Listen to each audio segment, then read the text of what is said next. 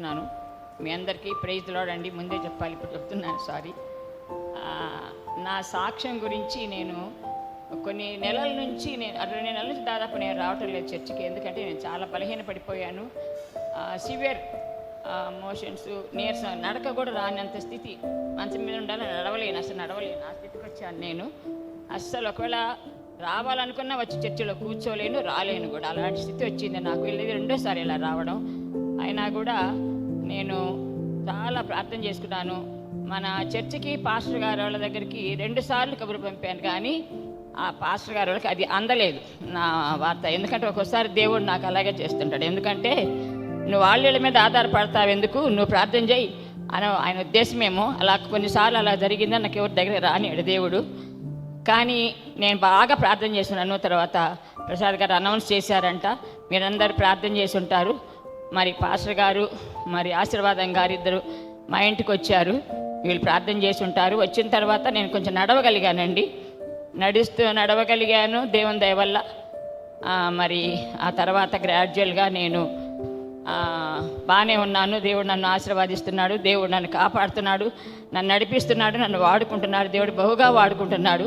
నా ప్రతిసారి శనివారము శుక్రవారం స్టార్ట్ అవుతుంది నా శ్రమ. శనివారం సివియర్గా అవుతుంది, ఆదివారం రాలేకపోతుంటాను చర్చికి. ప్రతిసారి అలా జరుగుతుంది నాకు. కానీ ఈ వారం కూడా అలాగే జరిగింది. మా హస్బెండ్ శుక్రవారమే సిక్ అయిపోయారు. ఆయన ఎలా సిక్ అయ్యారంటే చెవిపోటు, పంటిపోటు, దాంతోపాటు బాడీ భయంకరమైన వణుకు. ముగ్గురు మీద పడి 3 రగ్గులు కప్పినా కూడా వణికిపోతున్నారు. ఈ వారం కూడా నేను చర్చికి వెళ్ళలేనేమో దేవా, ఎలాగయ్యా అనుకున్నా. ఎవరికి ఫోన్ చేయడానికి ఎవరు లేదు. నేనే గట్టిగా ప్రార్థన చేసుకున్నా, దేవా నేను లేపు, నేను ఆదివారం చర్చికి వెళ్ళాలి, లేపని గట్టిగా ప్రార్థన చేసుకున్నాను.